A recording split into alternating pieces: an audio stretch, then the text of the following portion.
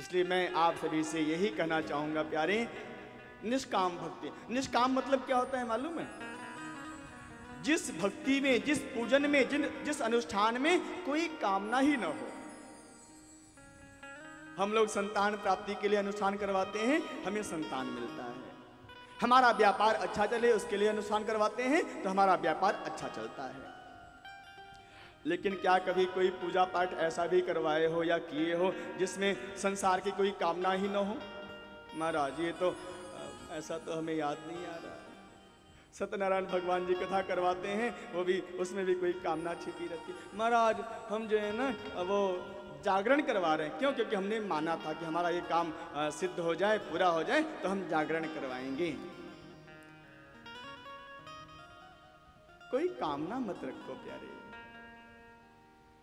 एक बालक, एक नन्हा सा नवजात शिशु जब अपनी माँ की गोदी में जाता है तो क्या वो अपनी माँ से बोलता है कि माँ मुझे भूख लगी है?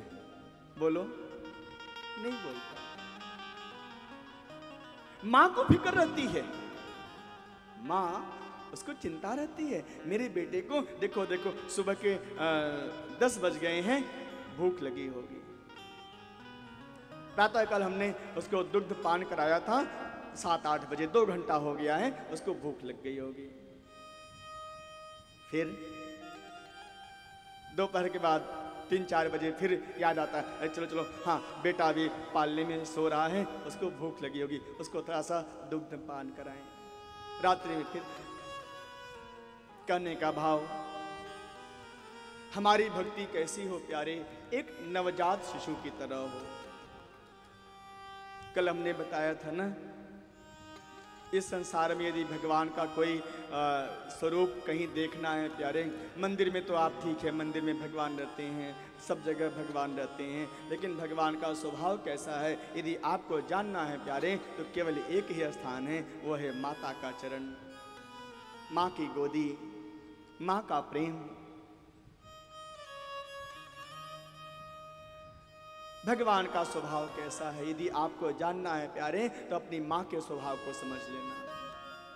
मैं युवान बच्चों से बोलना चाहूँगा, मेरे प्यारे, जब तुम छोटे से थे ना, नन्हे से, तो तुम्हारी माँ तुम्हारी कितनी देखभाल करती थी, और आज जब बड़े हो गए हो, जब तुम्हारी जिम्मेदारी माँ को संभालने की मिली, तो तुम जो है अपने परिवार, अपने पत्नी में खो गए हो। ऐसा मत करना।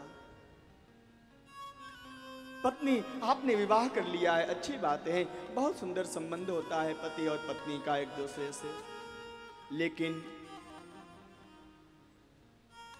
मां को कभी कष्ट मत देना। मां अनमोल है प्यारे, हर किसी की मां अनमोल होती है।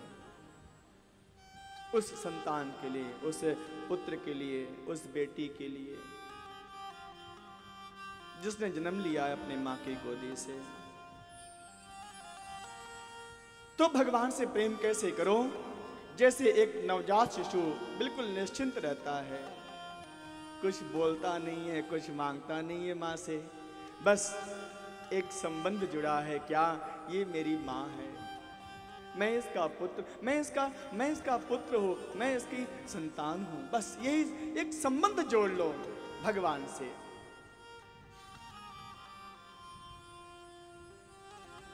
और वो संबंध कौन सा है? प्रेम का संबंध है। मैंने कल भी बताया था प्यारे, भगवान को केवल प्रेम चाहिए आपका।